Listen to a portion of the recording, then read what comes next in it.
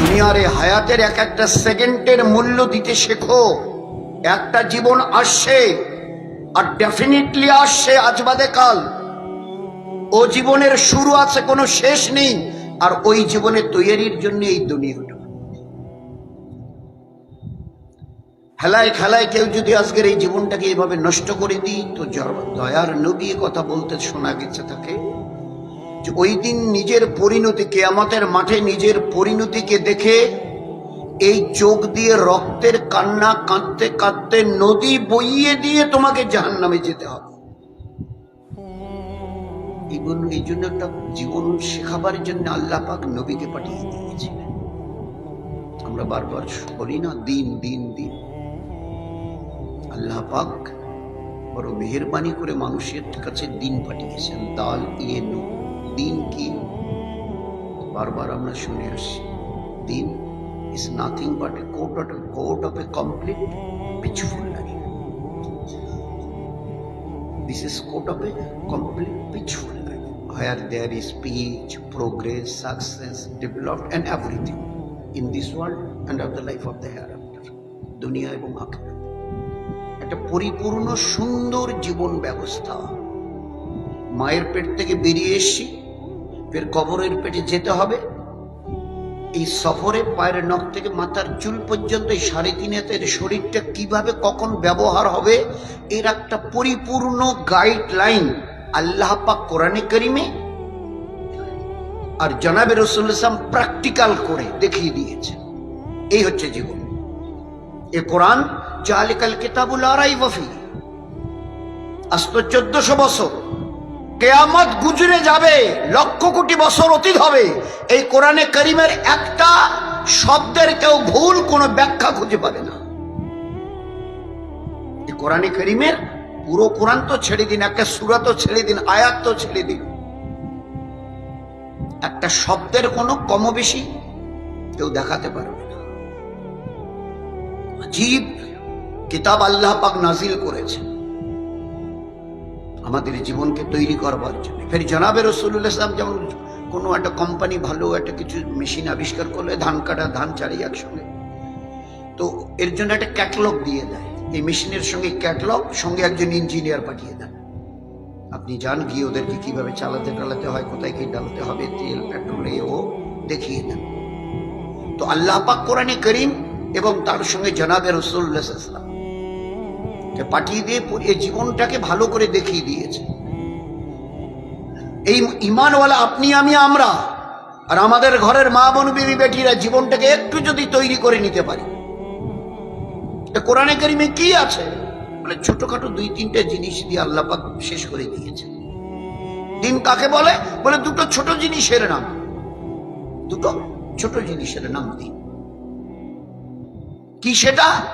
আমি আল্লাহ যা করতে বলেছি করো, যেটাকে ছাড়তে বলেছি ছেড়ে দাও, দিন হলো। একটা কিছু করার জন্য বলা হয়েছে আর একটা ছাড়বার জন্য বলা হয়েছে। দেখো তুই দুটো মেনে চলতে পারবে, এইটা করো এটা ছাড়ো, হয়ে গেল দিন।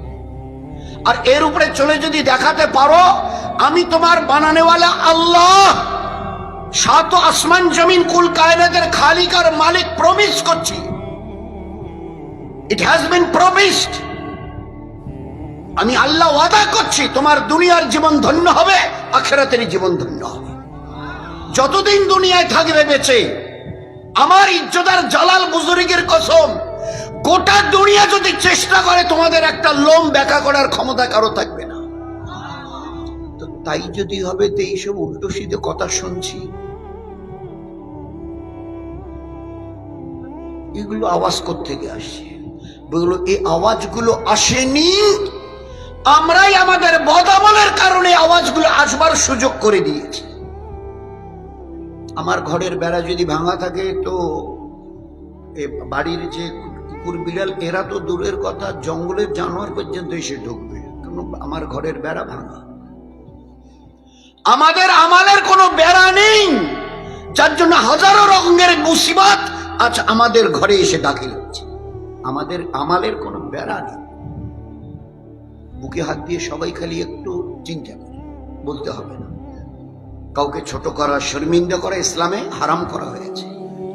মুসলমানকে বেইজ্জত করবে নেই, মুসলমান মুসলমানকে কেন, মুসলমান একজন অমুসলমান ভাইকে, সে হিন্দু হতে পারে, খ্রিস্টান, বৌদ্ধ হতে পারে, যে কোনো ধর্মের সে ভাই হতে পারে। দুনিয়ার যে কোনো একটা মানুষকে ছোট মনে করা শরীয়তে হারাম করে দেওয়া হয়েছে, হারাম, খবরদার। কেন কেন? মানুষটা দুই রকম। তো বলে ওই মানুষটা আজকে এইরকম, কাল যে এই মানুষটা ইমানের ছত্রছায়ায় এসে ইমানের রাস্তায় চলতে চলতে আল্লাহর ওলি হবে না, তোমার কাছে কোনো গ্যারান্টি আছে? Is there any proof, is there any documents from yourself? আছে কোনো দলিল? আর তুমি আজকের আল্লাহ আল্লাহ বলছো, কালকে পা পিছলে গাড্ডায় পড়ে থাকবে না, তারও কোনো দলিল আছে কি? হযরত আব্দুল্লাহ উন্দুসি রহমতুল্লাহ আলাইহি বহুত বড় আল্লাহর ওলি ছিলেন, বহুত বড় আল্লাহর ওলি। 30 পারা কোরআনের হাফেজ, মানে পুরো কোরআনের হাফেজ, আর 30,000 হাদিসের হাফেজ। 30,000 হাদিস তার মুখস্থ, ফের পুরো কোরআন মুখস্থ। মুরিদান লাখের ঊর্ধ্বে, লাখের উপরে তার মুরিদান। বহুত বড় আল্লাহওয়ালা। হজের সফরে হজের জন্য যাচ্ছে, হজ করতে মুরিদানদের নিয়ে। আর মুরিদানরাও সেই এক একজন ওইরকম আল্লাহওয়ালা। রাস্তায় যেতে যেতে একজনকে একটু ওই গাছের নিচে অনেক ভাই করে টরে পূজা পার্বণ দেখে একটু মানুষ, মানুষের একটু হুঁশ থাকার দরকার। মনে মনে তাকে গিয়ে ধমকায়, উনি কিছু বলেন, কিন্তু মনে মনে একটা ঘৃণা, এই যে এইটুক করেছে না, এটার আল্লাহর এটা বরদাস্ত হয়, আল্লাহ পছন্দ করেন। এই তুমি কি করলে? শুধু অতটুক না, তাকে চর মেরেছে না, ধাক্কা দিয়েছে না, লাথি মেরেছে, ছোট মনে, খেলো মনে করেছে। আল্লাহ পাক চোখের পলকে 30,000 হাদিসের একটা হাদিস ইয়াদ নেই, মনে করতে পারছে না। 30 পারা কোরআনের বিসমিল্লাহটা ইয়াদ করতে পারছে না, সব গায়েব করে দিয়েছে। পাশে একটা কুয়ে একটা মেয়ে পানি তুলছিল, তার দিকে চোখ পড়েছে। কিছুক্ষণ তাকিয়ে থাকার পরে মুরিদানদের বলছে, শোনো, তোমরা আমাকে মানো তো? হযরত আপনি কি বলেন? মেনে আসছি, মানবর, যতদিন বেঁচে আছে মানতেই থাকবো। তাহলে তাই যদি হয় তোমরা চলে যাও, আমি এখন যাব না, পরে যাবো, তোমরা চলে যাও। চলে গেল, ওর কাছে গেল, মেয়েটার সঙ্গে একটু কথাবার্তা বললো, তার বিয়ে শাদী হয়েছে কিনা এসব খবর টোর নিয়ে, তোমার বাড়ি কথা, ওই যে চলে গেল। মেয়ের বাবার সঙ্গে কথা হলো, মেয়েটার বিয়ে দেবেন, বলে দেবো। আমি যদি বিয়ে করতে চাই, তার যদি করতে চাও আমি দিতে পারি, কিন্তু এই পোশাক আশাকে হবে না। আর তুমি আমার কাজ ফের করতে পারবে কিনা সেটাও তো একটু যাচাই করে দেখতে হবে। হ্যাঁ বলুন, কি কাজ করতে হবে? তো ওই যে আমার এক পাল শুয়োর আছে, এগুলো 1 বছর চড়াতে হবে। যদি চড়িয়ে দেখিয়ে দিতে পারো যে হ্যাঁ তুমি ফিট ফর দিস, এই কাজের জন্য উপযুক্ত, তো আমি কথা দিচ্ছি আমার মেয়ের সঙ্গে তোমার বিবাহ দেব। তাহলে ঠিক আছে, আমি রাজি আছি, আমি রাজি আছি, আমি রাজি আছি। তাহলে তুমি রাজি আছো, কিন্তু এই পোশাকে তো আর ওই কাজ করা যাবে না, তাহলে কি করতে হবে? তাহলে আমি দেখো, 2টো গামছা, একটা লাঠি এনে বলে, একটা গামছা পরো আর একটা মাথায় বাঁধো, আর এগুলো খুলে ফেলো, শেরওয়ানি, পাগড়ি সব খুলে ফেলো। চড়াচ্ছে কতটুকু সময়? ও আল্লাহ, ওই উপরে ওঠাতে কাউকে সময় লাগে না, নিচে যদি ফেলে দিতে চান তো সময় লাগে না। আল্লাহ তো আল্লাহ, আল্লাহ বেনিয়াস, আল্লাহ সামাদ, ও কারোই পরোয়া করে না। তুমি যেই হও আর যাই হও, লাখো নবীকে পাঠিয়েছে একমাত্র আমাকে চেনবার জন্যে। শুধু এটা মুসা আলাইহিস সালামকে লক্ষ্য করে শুধু বলেননি, কিয়ামত পর্যন্ত কোরআনে কারীমের এই আয়াত কিয়ামত পর্যন্ত আনেওয়ালা ইনসানের দিকে ইশারা করেছে। ইন্নানি আনাল্লাহ, আমি একা আল্লাহ, লা ইলাহা ইল্লা আনা ফাবুদুনি, আমার ইবাদত করবে, দ্বিতীয় কারো নয়। ইবাদতের লায়ক একমাত্র আমি। ইন্নানি, ইন্না অবশ্যই, ইন্নানি, আমার ইবাদত করো, আমি একা, লা শারীকা লাহু, আমার কোনো অংশ নেই। তো এক আল্লাহর পরিচয় করাবার জন্য আল্লাহ পাক লাখো নবী, শেষ নবী জনাবে রাসূলুল্লাহ সাল্লাল্লাহু আলাইহি ওয়াসাল্লামকে পাঠিয়ে দিয়েছিলেন আমাদের কাছে, একটা জীবনকে বুঝবার জন্য। দুনিয়া আজ আছে, কাল থাকবে না, ডাক এলে চলে যেতে হবে, ধারাধার চাকা চলছে পড়ে থাকে, বাস কালিয়াতে মায়ের পেট থেকে যেভাবে এসো ওইভাবে তোমাকে যেতে হবে, চাই তুমি যেই হও আর যাই হও, গাছতলায় থাকো আর 5 তলা বিল্ডিং এ থাকো, ডাক এলে চলে যেতে হবে। কেউ রুকনেওয়ালা নেই গোটা দুনিয়ায়, কেউ রুকনেওয়ালা নেই। গোটা দুনিয়ার আওয়াজ খুব বড় বড় হচ্ছে, কিন্তু তারা আজকের যদি আল্লাহকে চিনতে চেষ্টা করতো না, আর আমরাও যারা আছি, যারা আল্লাহ আল্লাহ বলছি, সে আল্লাহ আল্লাহর আজকের বলটা জবানে আছে, ভিতরটা কতটা খোকলাও তা আল্লাহই জানে। অথচ আল্লাহ পাকের রাখার জায়গা, আল্লাহ পাককে রাখবার জায়গা এই জায়গা নয়, এটা এই দেখানো হয়েছিল এই জায়গা। হুজুর সাল্লাল্লাহু আলাইহি ওয়াসাল্লাম সাহাবাদের মজমায় করে দেখিয়ে দিয়েছেন, আর ওটা হাদিসে পাকের পাতায় লেগে আমাদের 1400 বছরের মাথায় এসে আমাদেরকে শোনানো হচ্ছে। কিসের জন্য? হুজুর আকরাম সাল্লাল্লাহু আলাইহি ওয়াসাল্লাম সাহাবাদের মাঝখানে বসে এবারে বলছে, আল ইমানু হাহুনা হাহুনা, আল ইমানু হাহুনা, দিল দিল, ইমানের জায়গা হচ্ছে দিল। আর নেফাক হাহুনা, আর নেফাক হাহুনা, এটা মুনাফিকের জায়গা জবান। দিলকে এখানে বসাও। হাত তুলে দোয়া মাংতেন, আল্লাহুম্মা হাব্বিব ইলাইনাল ঈমান ওয়া জাইনহু ফি কুলুবিনা। এ আল্লাহ, দুনিয়াতে বহু জিনিসকে আমি মহব্বত করি, আমার বাড়ি ঘর, চাষ চাকরি, দোকান ব্যবসা, বিবি বাচ্চা বাচ্চিকে পর্যন্ত মহব্বত করি। এ আল্লাহ, যাদেরকে আমি মহব্বত করি তার চাইতে অনেক বেশি মহব্বতের জিনিস ঈমানকে বানিয়ে দিন আমার জন্য। আল্লাহুম্মা হাব্বিব ইলাইনাল ঈমান, যত জিনিসকে আমি মহব্বত করি সবচাইতে বেশি যেন ঈমানকে মহব্বত করতে পারি। আল্লাহকে পাবার জন্য আল্লাহ ঈমান দিয়েছে, আল্লাহকে পাবার জন্য বিবি বাচ্চা চাষ চাকরি দোকান দেয়নি, এগুলো তো পরীক্ষার জন্য আল্লাহ দিয়েছে। আল মাল ওয়াল বানুন ফিতনা, এই ফিতনার বাংলা অর্থ হচ্ছে পরীক্ষা। এই জায়গা জিরাত পেয়ে, বিবি বাচ্চা পেয়ে, আত্মীয় স্বজন পেয়ে আমাকে মনে রাখো না ভুলে যাও, আমি দেখব। এই সব কিছুকে রব বানাও না আমি একা, আল্লাহ আমাকে রব বানাও, আমি দেখব। জীবনটা বড় গোলমেলে হয়ে গেছে। তো হুজুর সাহেব দোয়া করতেন, আল্লাহুম্মা হাব্বিব ইলাইনাল ঈমান ওয়া যাইনহু ফি কুলুবিনা।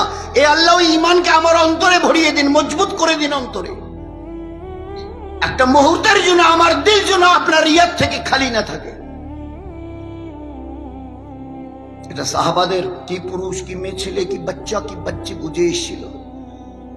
আমাদের মেহনতে যেরকম নরবরা, ঈমান ওই রকম নরবরা। ঈমান তো এমন একটা পাওয়ারের নাম, এমন একটা তাগতের নাম যে এর মোকাবেলায় কোনো জিনিসকে আল্লাহ পাক রাখেনি। ঈমান তো ঈমানই, ঈমান তো ঈমানই।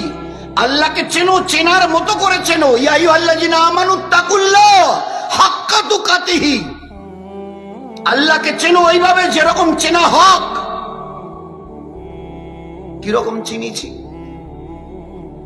একটা লাল টুপি, খাকি পোশাক পুলিশের। এই এক্ষুনি যদি আমার বড় ছেলেটা, মেজর ছেলেটা এসে বলে, আব্বু এদিকে ডেকে নিয়ে গিয়ে ওখানে যদি ডেকে বলে, আমাদের বাড়িতে 3-4 জন পুলিশ এসছে। পুলিশ আমাদের বাড়িতে কেন?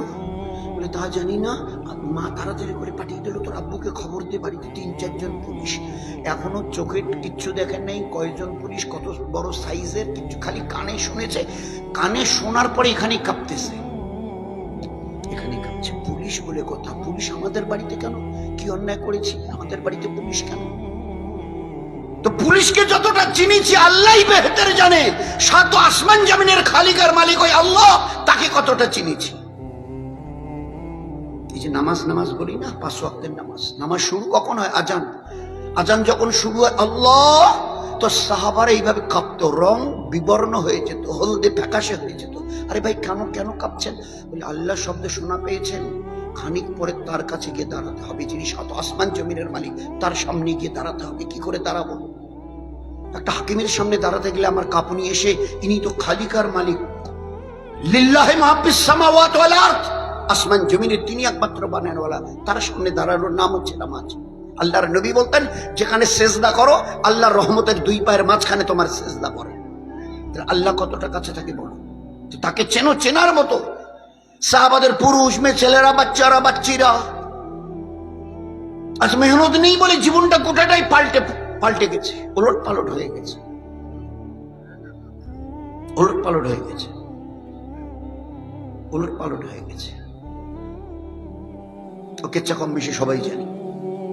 মা মেয়েকে বলছে, এই বেটি দুধ তো আজকের অল্প হলো, চলবি কি করে? এক কাজ কর, তুই আমি দুইজনে পানি মিশাই, দুধে একটু পানি মেশাই, পরিমাণটা বাড়বে, বাজারে বেচলে একটু ভালো পয়সা পাবো, তোর আমার ভালো চলবে। তো বেটি উত্তর দিয়েছে, কত হবে বয়স? 11-12। এখনো আরবে ওই রেওয়াজ আছে, অল্প বয়সে বিয়ে দেয়, বিয়ে সাথে এখন আরবে, সে জামানে ওই রকমই ছিল। 11-12-13 বছরের মেয়ে। তো মা বলছে, বেটি ও বাসুরটা তো দুধ খেয়ে ফেলেছে, ওদের বাচ্চাটা, তা অল্প পরিমাণ দুধ কি করে চলবে তোর, চল তুই আমি দুধে পানি মেশাই। তো ওই কম বয়সী মেয়েটা তখন বলছে, মা এটা তুমি কি বলছো? এই দুধে পানি মেশানোর খবর যদি উমর রাদিয়াল্লাহু, উনি আমিরুল মুমিনিন, জামানার খলিফা আমিরুল মুমিনিন যদি শোনে না, তো তোমার আর তোমাকে আমাকে আস্ত রাখবে না।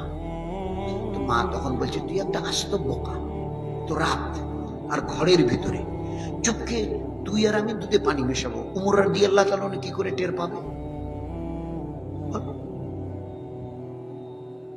তো বেটি তখন উত্তর দিচ্ছে, হ্যাঁ মা তোমার কথাটা মেনে নিলাম, রাত্রি এখন তো রাত, অন্ধকার, ফের ঘরের ভিতরে তুমি আমি দুইজনে চুপকে পানি মেশাবো, তোমার কথাটা মেনে নিলাম মা। হযরত উমর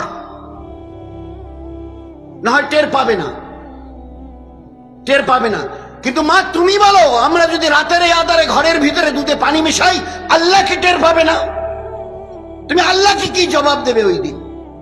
মা এবারে 12-13 বছরের মেয়েকে জড়িয়ে ধরে বলছে, বেটি দুধে পানি দেবার জন্য নয়, আজ বাদে কাল তুই পরায়া হবি। পরায়া মানে স্বামীর বাড়িতে যাবি, তোর বিয়ে শাদী হবে, এখনো তো বিয়ে শাদী হয়নি, তো বাচ্চা, তো আজ বাদে কাল তোর বিয়ের শাদী হবে। আমি মা দেখতে চেয়েছিলাম তোর এই জায়গার অন্তরে আল্লাহ কতটা জায়গা পেয়েছে, আল্লাহকে কতটা তুই জায়গা দিয়েছিস, এইটা আমি দেখতে চেয়েছিলাম। মা মেয়েকে জড়িয়ে ধরে খুব দোয়া দিচ্ছে, আল্লাহ তোর হায়াতে বরকত দিক, তোর জীবনে আল্লাহ খুব বরকত দিক। 12-13 বছরের মেয়ে উত্তর দিয়েছে। মা বলেছিল, তুই আমি যদি চুপকে দুধে পানি মিশিয়ে উমর রাদিয়াল্লাহু কি করে টের পাবে? তো অন্ধকারে, ফের ঘরের ভিতরে। তো মেয়ে বলছে, হ্যাঁ মা ঠিক আছে, তোমার কথাটা মেনে নিলাম, উমর রাদিয়াল্লাহু তাআলা না টের পাবে না, আল্লাহ কি টের পাবে না বলো তো? আল্লাহকে কি জবাব দেবে? এই ছিল ঈমান। আর একটু বয়সে আল্লাহ রাসূল ওই মেয়ে ছেলেটির বাচ্চাটা মরে গেছে, কবর দিতে বলে না, ওর মাকে এজাজত নিয়ে দাও। তো যখন সেই সাহাবিয়াকে বলতে গেছে, তো সাহাবিয়া বলছে যে ইন্তেকাল করে গেছে, বলে হ্যাঁ। তো বলে কবরটা একটু দেরি করে দাও, 1 লোটা পানি আর একটা জায়নামাজ দাও। কারণ আমি তো চোখে দেখি না, অন্ধা, সাহাবিয়া অন্ধা, বাচ্চাটার মা, আমি তো দেখি না যে 1 লোটা পানি আর একটা জায়নামাজ। উজু করে জায়নামাজ বিছিয়ে 2 রাকাত নফল পড়েছে, হাত তুলে সালাম ফিরে খালি এতটুকু পড়েছে, আল্লাহ তুমি না কোরআনে বলেছিলে আল্লাহ আমি ওই আল্লাহ যে শতবার হায়াত দিতে জানি, শতবার মারতে জানি, মারার পরে ফের হায়াত দিতে জানি। এই আল্লাহ তুই বাচ্চাটাকে মেরে মারতে চেয়েছিস, মারা গেছে। আচ্ছা তুমি বলো কিয়ামত জিন্দা করবে কিনা? কবরে রাখার পরে বাচ্চাটা জিন্দা হবে কিনা? তুলে বসানো হবে কিনা? ফের কিয়ামতের ময়দানে দাঁড় করানো হবে কিনা? বলো। আমার তো এই তামান্না ছেলে বাচ্চাটা বড় হবে, আমি তো চোখে দেখি না, এই বাচ্চাটা বড় হলে আমাকে সাহারা দেবে, আমি ওর হাত ধরে এখানে ওখানে দিনে জানাই যেতে পারবো। এ আল্লাহ শুনে নাও, আমার মরা বাচ্চা যতক্ষণ হায়াত পাইনি এই জায়নামাজ থেকে উঠবো না। তার কথা শেষ হওয়ার আগে খোদার কসম আল্লাহ মরা বাচ্চাকে বাঁচিয়ে দিয়েছে, উঠে বসে গেছে। এই ছিল ইমানের পাওয়ার। তুমি আমার হও, আমি তোমার হব, আমি যা বলি তুমি করে দেখাও, আমার ইজ্জতের কসম যা তোমরা বলবে আমি আল্লাহ তা করে দেখাবো। ও রাস্তা থেকে বহু দূরে চলে গেছি। খাওয়াবে আল্লাহকে দেখে জিজ্ঞাসা করছে আব্দুল ওয়াহিদ রহমতুল্লাহ আলাইহি, এই বসে লম্বা দিনের কথা নয়, সে দিনের কেচ্ছা। আল্লাহকে খাওয়াবে দেখে জিজ্ঞাসা করছে, আল্লাহ জান্নাতে আমার বিবি কে হবে? বলে চুপ, সব কথা বাড়াস নেই, যা কাজ তাই কর। বলে না না বলো না, আল্লাহ বলো। তো আল্লাহর বান্দা বান্দির মধ্যে যা হয় ওটা ধারণা করতে পারবো না। আল্লাহ রাসূল সাল্লাল্লাহু আলাইহি ওয়াসাল্লাম বলতেন, একটা মা তার দুধ পিতা হুয়া বাচ্চা, মানে বাচ্চাকে যতটা না মহব্বত করেন, তার চাইতে আমাদের আল্লাহ তার বান্দা বান্দিকে 70 গুণ বেশি মহব্বত করে। বাচ্চার কিছু হলে মা আরামকে হারাম করে দেয়, খাওয়াকে ভুলে যায়, নাওয়া খাওয়া ভুলে যায়, তার চাইতে 70 গুণ। তো হযরত আব্দুল ওয়াহিদ রাহমাতুল্লাহ আলাইহি বলছে, এ আল্লাহ, তো বলো না আল্লাহ, কে হবে আমার বিবি, বলো না নামটা। এখন আবদার বান্দার কি করে, বাধ্য হয়ে বলেছে মাইমুনা। কি নাম বললো ভাই? মাইমুনা। আল্লাহ, ওর বাড়িটা কোথায়? আবার চুপ। তবে না আল্লাহ, বলো বলো, আর কিচ্ছু জিজ্ঞেস বলো। তো বলেছে কুফা। কুফা মানে একটা জায়গা, আপনাদের যেমন এটা পাহাড়গঞ্জ, হালকা মাল্লিরহাট। তো বলেছে কুফা। সকালবেলা উঠে কুফায় চলে গেছে। লোককে জিজ্ঞাসা করছে, ভাই এখানে মাইমুনা নামে কোনো মেয়ে আছে? বলে আছে তো। কোথায়? ওই পাহাড়ের কিনারায় বকরি চড়াচ্ছে, ওই মেয়েটা বকরি চড়াচ্ছে। কাছে গিয়ে দেখে যে হ্যাঁ বকরি, কিন্তু ও দাঁড়িয়ে একটা চাদর মুড়ি দিয়ে নামাজ পড়ছে। তা নামাজ পড়ছে তো কথা বলা যায় না, চুপচাপ বসে আছে পিছনে। সালাম ফিরিয়েছে মাইমুনা। যখন সালাম ফিরিয়েছে তো আব্দুল ওয়াহিদ, তো মাইমুনা টের পেয়েছে নিশ্চয়ই এটা কোনো লোকের গলার আওয়াজ হবে, একটুখানি ঘাটটা ঘুরিয়েছে। জীবনে কোনোদিন দেখেনি মাইমুনা এ লোককে, কোনোদিন দেখেনি। খালি ঘাড় ফিরিয়ে এক ঝলক দেখে বলছে, আব্দুল ওয়াহিদ এখানে কেন? তোমার সঙ্গে আমার মোলাকাত ইনশাআল্লাহ জান্নাতে হবে, এখানে কেন এসে? আমাদের দিল চায় না যে আমাদের ঘরের মা বোন বিবি বেটিরা এরকম জীবন নিয়ে তৈরি হোক। এত গরিব যে বকরিগুলো তার নিজের নয়, অন্যের বকরি, সই বাড়িতে চাকরি করে, আর চাকরানি হিসাবে এই বকরিগুলো তাকে চড়াতে দিয়েছে। মেমুনা, দিনে সকালবেলা নিয়ে যাবি, বিকালবেলা বকরি চড়িয়ে নিয়ে আসবি, তোকে এত টাকা দেবো। গরিব বেচারি কি করবে? কিন্তু দুনিয়ার একেবারে তো গরিব ছিল, কিন্তু দিনের একেবারে আল্লাহর সঙ্গে সম্পর্ক কিরকম ছিল তার এক ঝলক দেখে বলেছে, আব্দুল ওয়াহিদ নাম ধরে বলছে, আব্দুল ওয়াহিদ এখানে কেন এসছো? তোমার সঙ্গে আমার মোলাকাত তো জান্নাতে হবে। এবারে চিন্তা করছে, আমি আল্লাহকে খবে স্বপ্নে দেখে জিজ্ঞাসা করে নাম গ্রাম জেনে নিলাম, আমার চাইতো এত আল্লাহওয়ালি যে এক ঝলক। তো বলছে, মাইমুনা এটা তুমি কি করে আমাকে চিনলি বা কি করে আর জান্নাতে? বলে, রোজে আজলা আল্লাহ আমাকে জানিয়ে দিয়েছে আমার স্বামী কি হবে, কিরকম তার শক্ল সুরত হবে। তো বলছে, মাইমুনা আমি আসার পরের থেকে দেখছি তোমার এই বকরির পালে বকরিও যতগুলো, বাঘও প্রায় ওই রকম সংখ্যায় প্রায় সমান সমান, কিন্তু এত ভাবে লক্ষ্য করছি একটা বাঘ একটা বকরিকে হামলা করে। এতক্ষণ ধরে লক্ষ্য করছি একটা বাঘ একটা বকরিকে থাবা মারে। তো বলছে, আব্দুল ওয়াহিদ এইসব অহেতুক কথা বলে কেন দুনিয়ার হায়াতটাকে নষ্ট করছো? যাও গিয়ে ইবাদত করো, যাও যাও যাও। তো বলে, না মাইমুনা, খালি কথাটা খালি উত্তরটুকু দিয়ে দাও, আমি শুনে এক্ষুনি চলে যাও। তা মাইমুনা উত্তর দিয়েছে, আমরা পুরুষরা শুনি আর আমাদের মা বোনেরাও শুনুক। কি উত্তর দিয়েছে? আব্দুল ওয়াহিদ, ইবাদতের দ্বারা আমি আমার আল্লাহর সঙ্গে সম্পর্ক ঠিক করে নিয়েছি। আল্লাহর ইবাদত মানে আল্লাহর হুকুম মানা।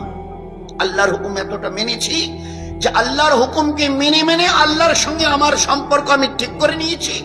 আমার আল্লাহ আমার বকরির সঙ্গে বাঘের সম্পর্ক ঠিক করে দিয়েছে।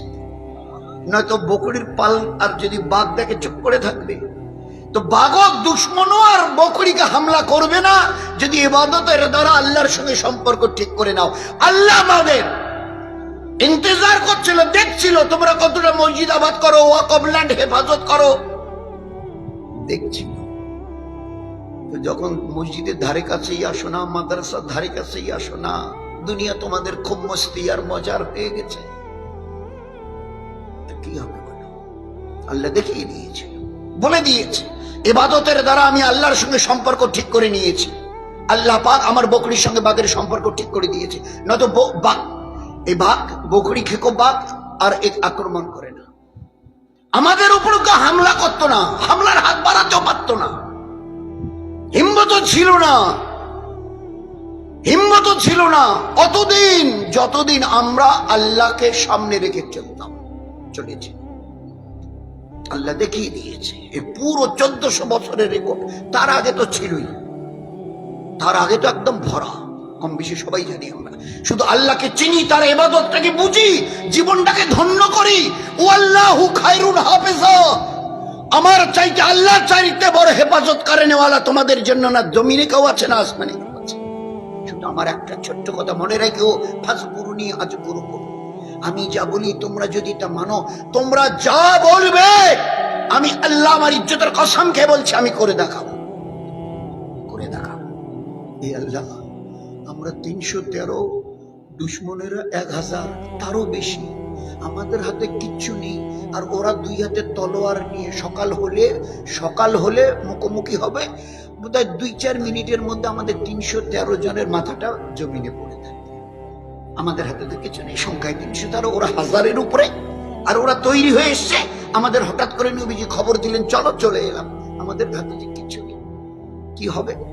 তোই ফাজকুরনি আজকুরুকুম, আমি যেভাবে বলেছি তোমরা সেইভাবে জীবনকে তৈরি করে নিয়েছ। আজ যখন বলছে আল্লাহ আমরা 313, ওরা 1000-এর উপরে, তোমাদের কিচ্ছু করতে হবে না। জিবরাইল এলো, একটা গাছের নিচে হুজুর সাল্লাল্লাহু আলাইহি ওয়াসাল্লাম বসেছিলেন, এসে সালাম দিয়ে বলল আল্লাহ রাসূল আপনি কোনো ঘাবড়াবেন না, কোনো চিন্তা, একটু মাথা তুলে দেখুন। আল্লাহর পেয়ারা নবী সাল্লাল্লাহু আলাইহি ওয়াসাল্লাম মাথা তুলে পাহাড়টার দিকে তাকিয়ে দেখে। আমরা যখন বদরে গেছিলাম ওই আরবওয়ালাদের জিজ্ঞাসা করছিলাম যে ভাই কোন পাহাড়টা, তো দেখিয়ে দিয়েছিল যে এই পশ্চিম দিকে যে মাটিয়া রঙের যে পাহাড়টা দেখছেন, ধূসর রঙের, ওই পাহাড়টা, ওর উপরে। হুজুর সাহেব বলছে জিবরাইল আলাইহিস সালাম আল্লাহর রাসূল আপনি পাহাড়টার দিকে তাকিয়ে দেখেন। আল্লাহর নবী পাহাড়ের দিকে তাকিয়ে দেখে 5000 ফেরেশতা যুদ্ধের পোশাক পরে 313-কে সাহায্য করবার জন্য আসমান থেকে নেমে আসে। এই ছিল ফাজকুরনি আজকুরুকুম, যা আমি বলি করে দেখাও, তোমরা যা বলবে আমার ইজ্জতের কসম এইভাবে করব যে গোটা দুনিয়ার অ্যাটমি তাকত তোমাদের একটা লোম বিগড়াতে পারবে না, হিম্মত নেই তাদের। আল্লাহ দেখিয়ে দিয়েছে হর জামানায় যখন যেখানে যেরকমের প্রয়োজন ছিল। ও অনেক, আমরা তো এই সাদা সিধা লেখাপড়া নেই, অনেক মাস্টারমশাইরা আছেন শিক্ষিত লোক, জিজ্ঞাসা করবেন। আমেরিকা তো আমেরিকা, ডোনাল্ড তো ডোনাল্ডেই, নাম শুনলে লোক কাঁপে থরথর করে। দিন কয়েক আগে আগুন তাদের দেশে, তাও আবার সান ফ্রান্সিসকো আর লস অ্যাঞ্জেলস, দুইটা বড় বড় নাম করা শহর। আমাদের যেমন বোম্বাই, দিল্লি, ভারতবর্ষের বোম্বাই, দিল্লি, ওই রকম আমেরিকার লস অ্যাঞ্জেলস, সান ফ্রান্সিসকো, দুটো বড় বড় সিটি। আর সেখানে যারা বাস করেন সব ওদের দেশের ভিআইপি, যারা মোস্ট ইন্টেলেকচুয়াল যারা, তারা। আর সেইখানে লেগেছে আগুন। 2 দিন 4 দিন 10 দিন, মাস 1.5 মাস গড়িয়ে যাচ্ছে, দাউ দাউ করে চলছে, হাজারো চেষ্টা। আমেরিকার দাদার সমস্ত দাদাগিরি শেষ হয়ে যাচ্ছে, শুধু ছাই আর ছাই, 8, 10, 20, 25, 50 তালা সব মাটির সঙ্গে মিশে খালি দাউ দাউ করে জ্বলছে। হাঁ করে দেখিয়ে তাকিয়ে আছে, কিচ্ছু করার